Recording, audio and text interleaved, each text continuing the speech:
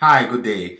Now I want to tell you the story of Chaka, the king of the Zulu, which I wrote, rewrote in 2010 to commemorate the World Championship in the football in South Africa. I have written this in another language with all the facts, with new rhythm and rhyme. I hope you like it. Now, listen to my story. Chaka, the king of the Zulu, Lord of Atetewa, written by EMMANUEL Eni from January to February 2010. Practiced and presented in many stages since that time. Here goes. Do you know when Chaka was born? At a time, women kept house, kept men, the time when goats grew beards from chewing. It was said it was a time that animal hide was young and they were let to grow up until their prime. Better, they say, much better than a time that was hard. Hard time it was. No, whites were triumphing with new vehicles as the Dead Seas and started to head eastwards, following white stints of blizzards from the dry white sea of sand, from the orange world of the white Sahara. The first passage of warriors to pharaohs by a clever and later so-called warriors of wild Nubia. Long before new soldiers with vehicles of great armor struggled with mass of metal that was struggling too to conquer space and time in a worthless game. Then, a god was born. And he came as a man, a king named Shaka. Shepherds sang with sheep, and echoes were rising from women and from men. All ears then heard chants. Chaka, the king in might, the iron hand. Shaka, man, Shaka, king of all man, the iron hand.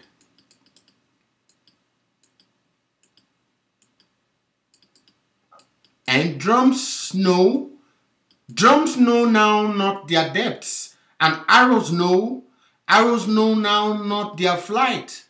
The young lord built palaces of quills for every one of the new Zulus. The white land started to dance in groups, and all the people danced into Zulu. Chaka was born in a war of his long family blood, like he was born in the conflict war. A kingdom without a head and a young in-law made good bed. Every great word did all but never dared, treading by a weapon quite new and dread.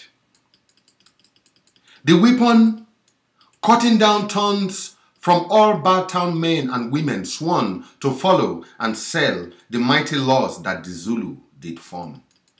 Senzagakona Kajama with the lion teeth and mask, father of Chaka the tortoise, son of Senzagakona, the tortoise that fertilizes and completes all female circles, was head the Zulus feared, was one a dividing hand.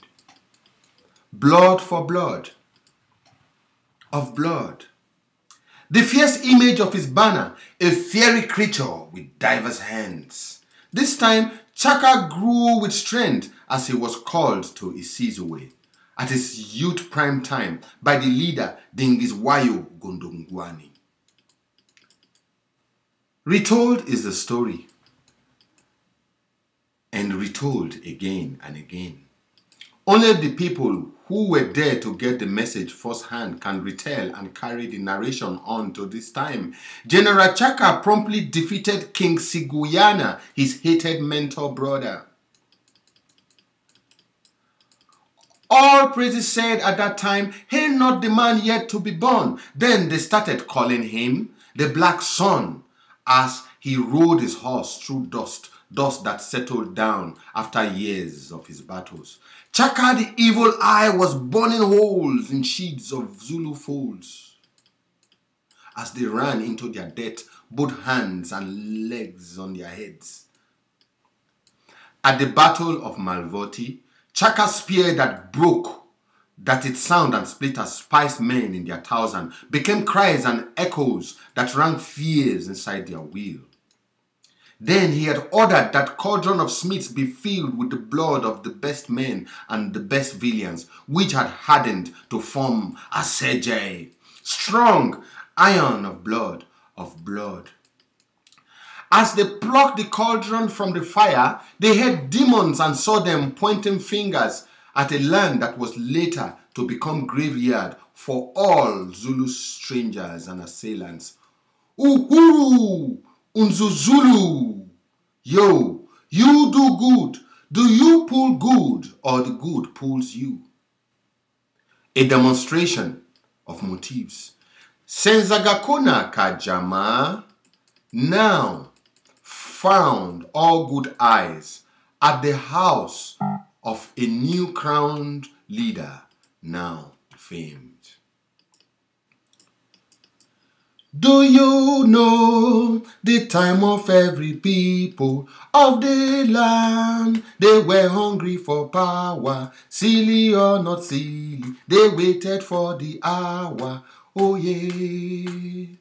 Oh yeah, that day we really fight a war. That day we really fight a war. Now they have their leader, Chaka. Now they have their leader, Chaka. Yeah now, oh now, yeah now, oh now, oh now, oh now, oh now. This matter of discord made of stress and fear of confrontation made British soldiers get whiter. Zulu tribe saw fragments of snow and the flakes were eyes of people with tortoise helmet as British folk first set foot and met the Zulu people. Leather boots and extracts of bush with stamps of green, faded wine, rotten yellow with lost ochre. British soldiers, dressed as priests in their pot-like white safari headdresses, adorned with ants. Zulus, knowing their fate, which will form long shields, iron spears, took their axes to the grove of the land god to learn the underground song. War for people they call traitors. Zulus came out openly and sang their war chorus out loud. Africa, Africa is being won by a traitor. Africa, Africa is being won by a traitor. The whites won, the whites won. They have brought some big mess to clean up. Conquer the think they will us the Zulus. Africa, the rising. Africa, the rising. The athletes brought machetes, swayed like falcons spotting prey. Savannah grassland grazing saw a drama introspecting of the river swan and youth standing firm with catapults. So, I saw all the wars that was later construed. At first, the clashing of small horns, and then the great horns. The small-shaped men and the old ruler stood aside for King Chaka. He got news from Malunga, his messenger with long ears, so large like an elephant. The oldest said, Malunga is the last of a family of elves and he was Chaka's big ear. At the Battle of Gokli, the great Swedes army fell and his feared soldiers of half spirits and half men fell too.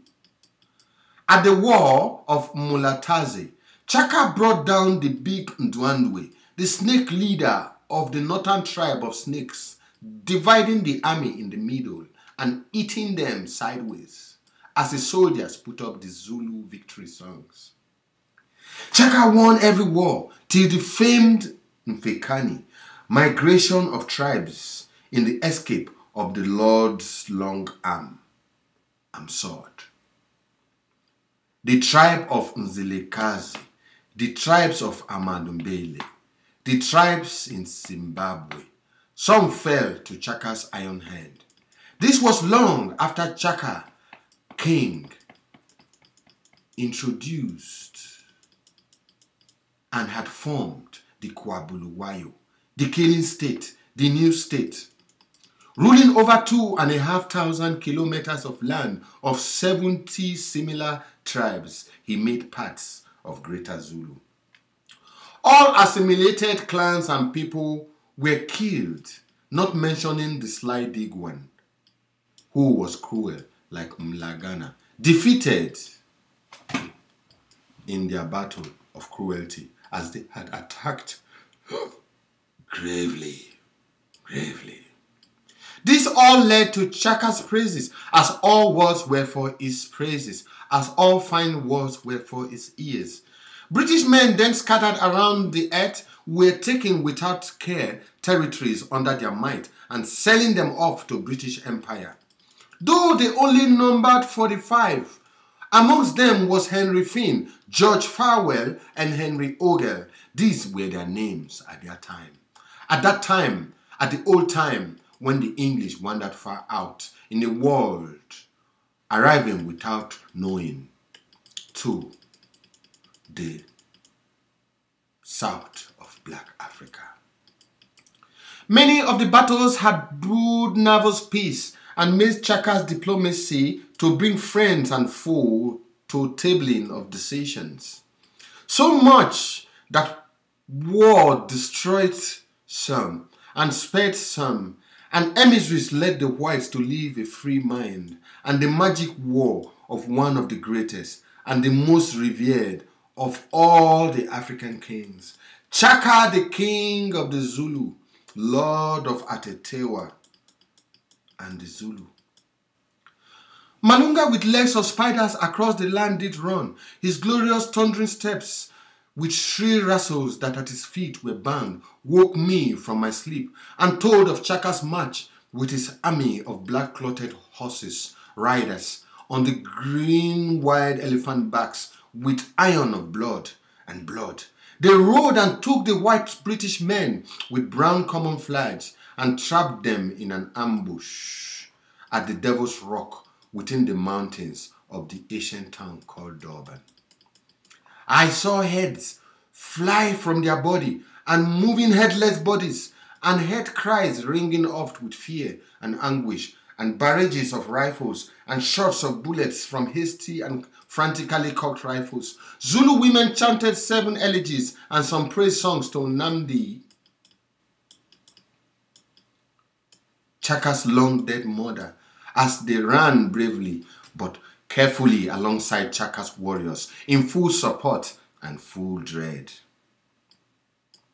Namdi, Chaka's mother, had suddenly died from a long ailment.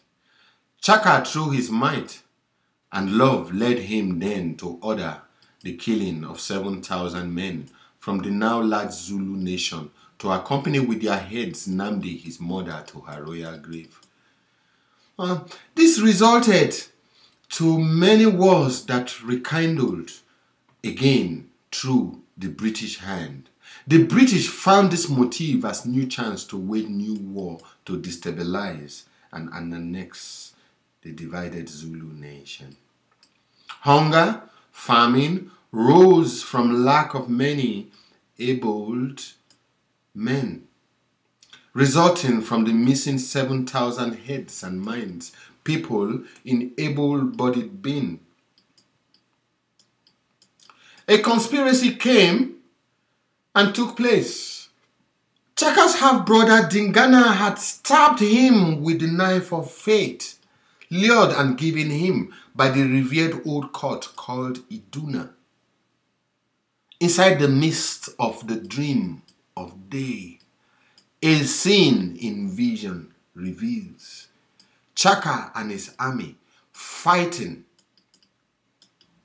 with the British in what was to be a war of centuries, long, tireless, was carried on by Chaka's might and Dingana, Chaka's half-brother, as Chaka transcended. The British people mourned and hailed a political and mighty ruler, a tough and highly esteemed and well-dreaded adversary. Shaka ka senzagakone, tortoise that fertilizes, that completes all female circle.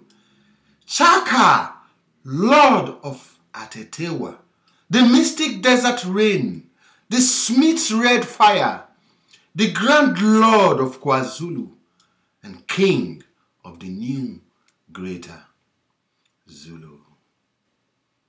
Thank you. My story, Chaka, the King of the Zulu. You can download this on this space for free. Thank you.